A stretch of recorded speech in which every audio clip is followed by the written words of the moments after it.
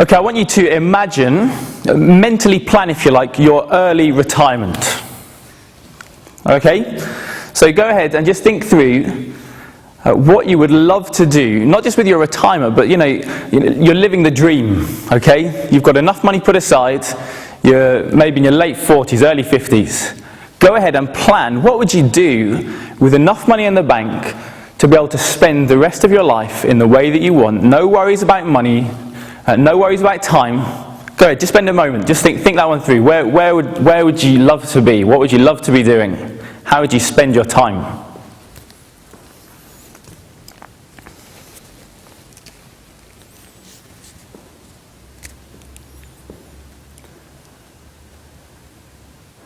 Okay, what kind of things? Shout some out. What would you love to be doing 20, 30 years' time? Well, it won't be that long for me, but cottage in the Lake District. Cottage in the Lake District, wonderful. Beach golf course villa. Beach golf course villa, yeah. In the Caribbean, I'll join you. Yeah. South Coast of Cornwall, fish lunches. Fish lunches, splendid. Yeah.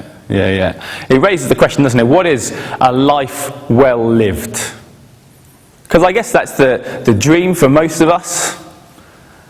Get enough money put aside, work hard, and get enough money put aside so that we can retire early and spend those final 20, 30 years, all being well, living the life we've always wanted to live. Oh, wouldn't that be a life well lived?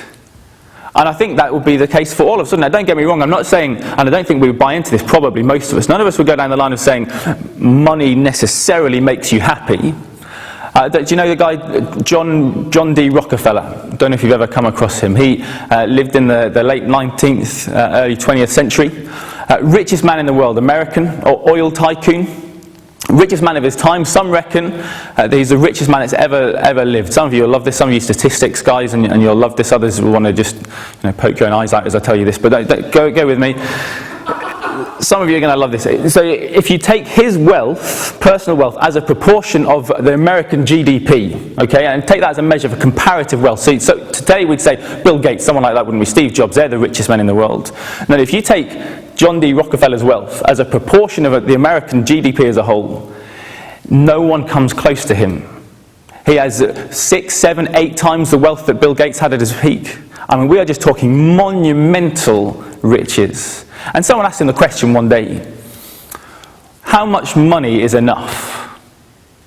How much money is enough? And he said, interestingly, just a little bit more. Just a little bit more.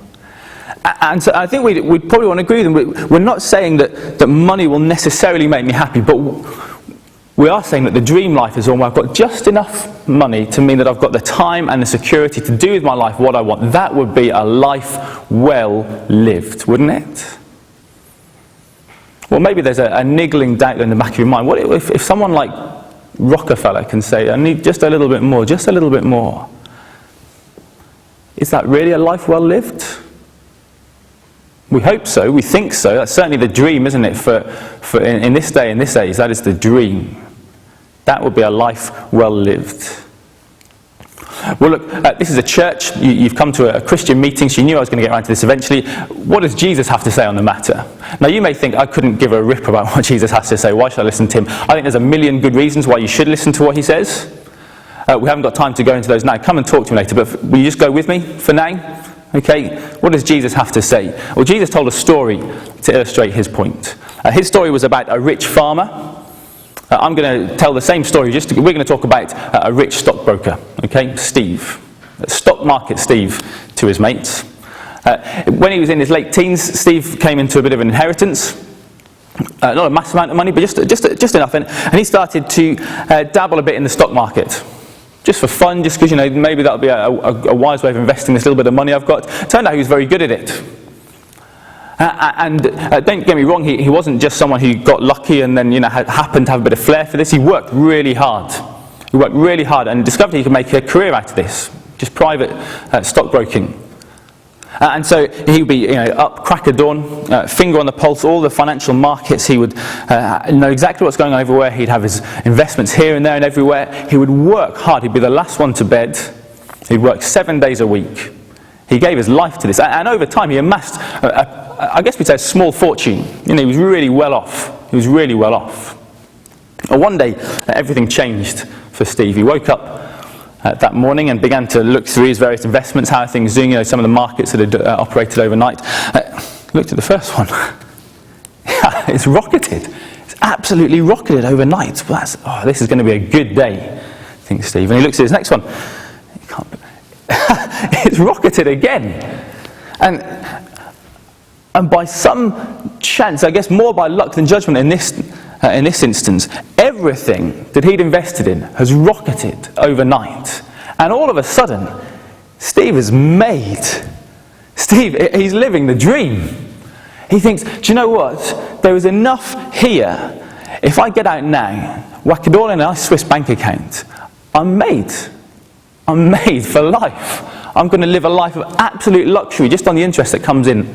I can do whatever I like with the capital as well. And Steve's prudent and he's wise, and so he does just that. He gets out.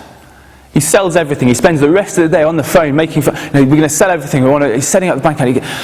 It's a long day. He gets to the end of the day. Now stop and pause there for a moment. Let's fast forward to the end of Steve's life.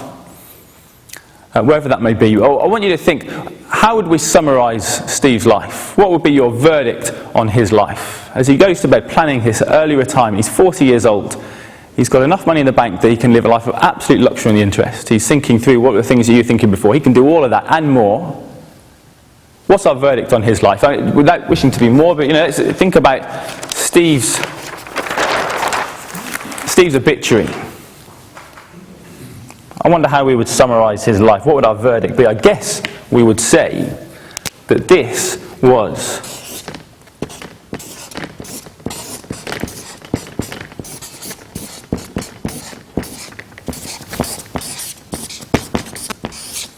a life well lived. Here, if ever there was one, was a life well lived. Yes, he got a bit lucky, had that bit of inheritance, but he worked hard. He worked so hard. And then he got lucky, but he was wise and prudent. And he spent the rest of his days enjoying the fruits of his labours. A life well lived, if ever there was one. Well, come back with me to Steve. It's the end of this long day, the best day of his life. He's going to bed. His mind is buzzing with all the stuff he's going to do, with his time, with his money. It's brilliant. And as he gets into bed, he slips and he falls over and he whacks his head and he dies.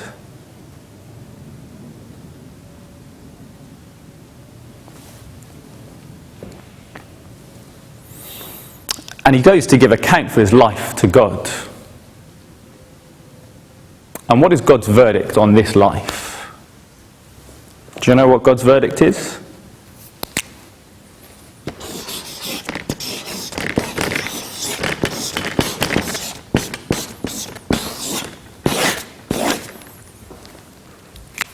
Wasted.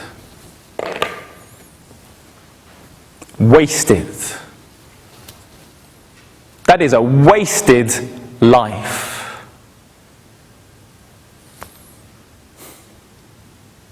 And the question that we, I guess, need to ask then is, why does God pass that judgment on that life if that is actually the life that we all want to live?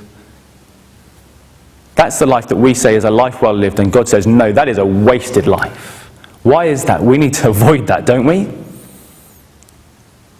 Don't we want to avoid God passing the verdict on our life wasted?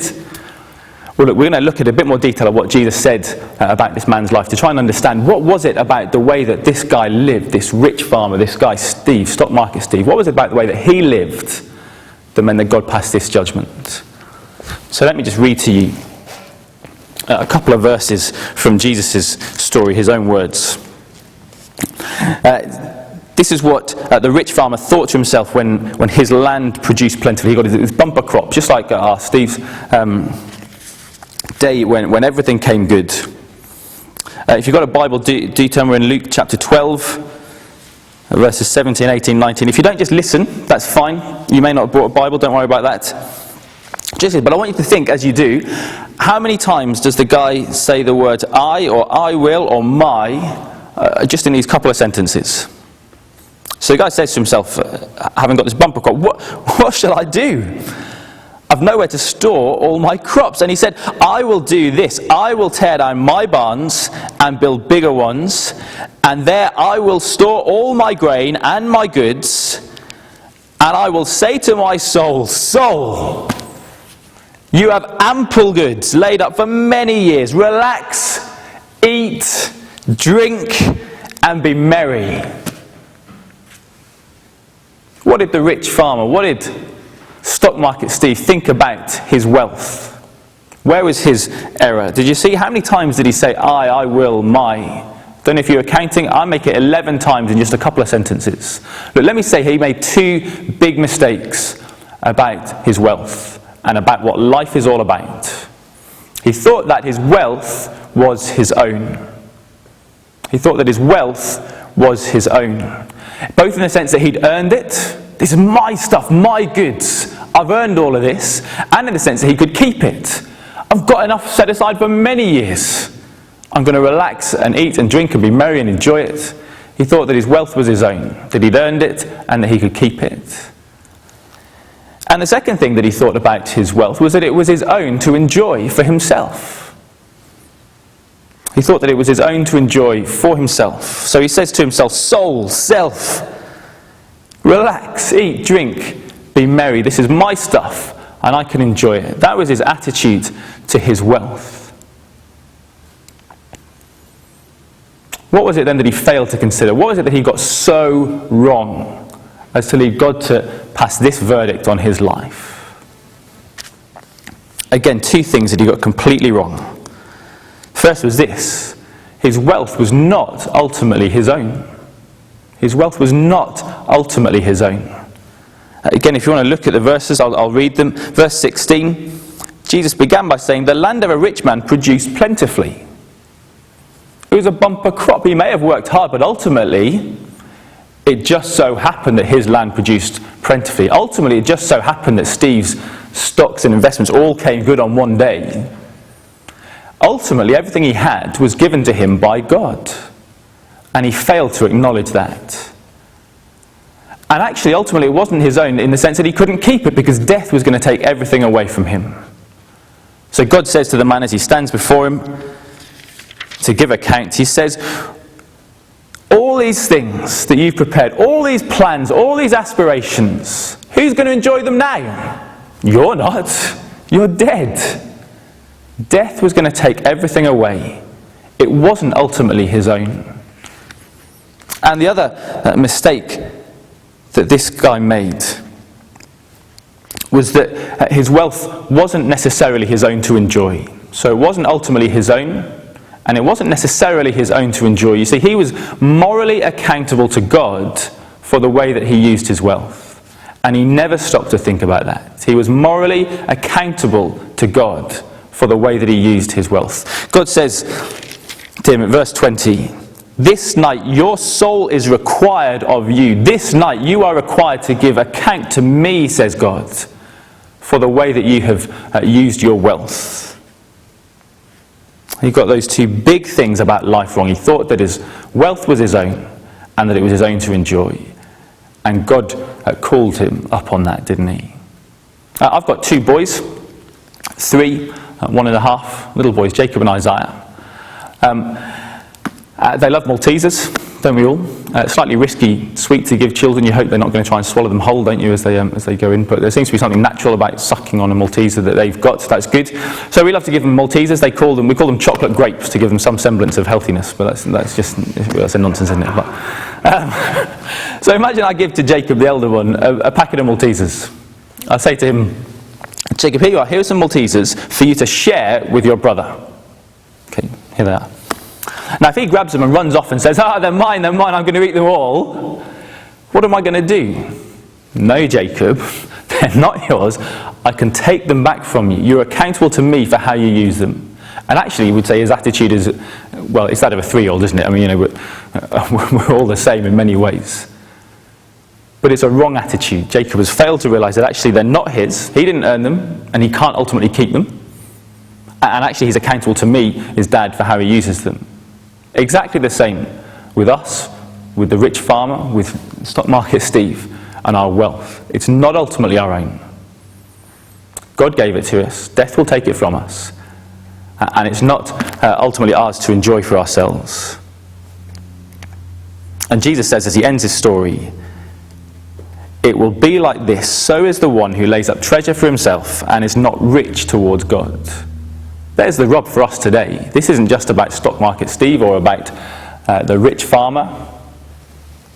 This is about you and me. It will be like this for anyone who is not rich towards God. And so the burning question as we close, the burning question is, what does it mean then to be rich towards God? What's that all about? What's going on there, Jesus? Come on, if that's what you're saying is the difference between a life wasted and a life well lived is to be rich towards God, what does that mean? Let's just think that through briefly as we close, because this is going to give us what we need to think about and do as we go away. Surely in the context, a life that is rich towards God is one that acknowledges God. It says, God, you are God, and everything that I've got, all my wealth, all my possessions, it comes from you. It acknowledges that, and it acknowledges that death will ultimately take everything away, and that I will stand accountable to God for the way that I've used my wealth. And then it's going to be a life that acknowledges the needs of others, isn't it? And says, if I'm accountable to you, God, for how I use this stuff that you've given me, well, I need to use that to meet the needs of others. Now look, there's an issue here. We're going to just track with this a little bit as we close. As soon as we start to acknowledge that God is God and everything that we have is his, and we're accountable to him, I guess we need to own up to the fact that we haven't lived as if we're accountable to him. We certainly haven't lived exactly as he would have had us live. And so each of us has this issue. We stand before God accountable to him, and we've failed in this area of our lives, along with every other area. Does that lead us to despair? Does that lead us to think, gosh, in that case, God is bound to pass the verdict, wasted on my life, because actually I haven't lived as he would have had me live in this area of wealth and possessions or in any other way? We'll know that the glorious message of Christianity is that it doesn't lead to despair. God has provided a way that you can still stand before him confident, not because of what you've done, because of what Jesus has done on the cross. Look, that's something for another talk, another time, but maybe you'd like to come and talk to me or the person who brought you about that. But look, I want you to think as you go away from here today, what are you going to do? Are you going to take on board what Jesus said? Are you going to acknowledge God, that he has given you everything and that you're accountable to him? Are you going to seek to use your wealth and your possessions for the good of others, to meet their needs? Or are you just going to ignore everything I've said? It's your choice.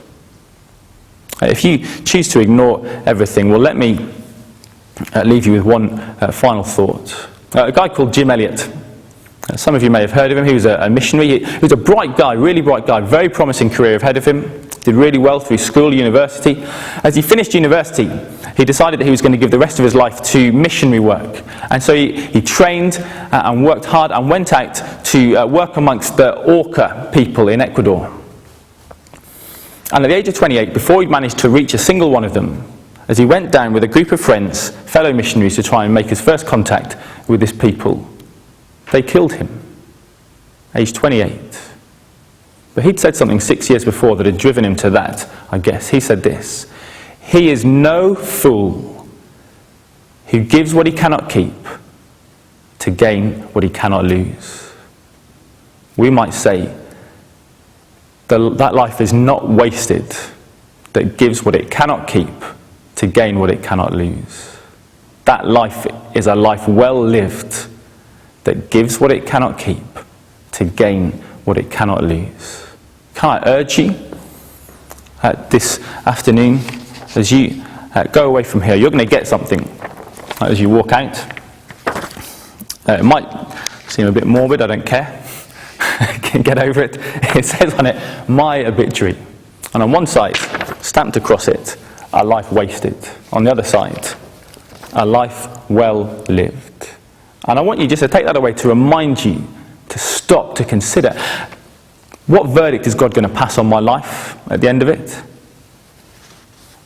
Is my life going to be one where I acknowledge him as the giver of everything that I have, that I acknowledge God and my accountability to him, that I recognize the needs of others and I use my wealth to meet their needs?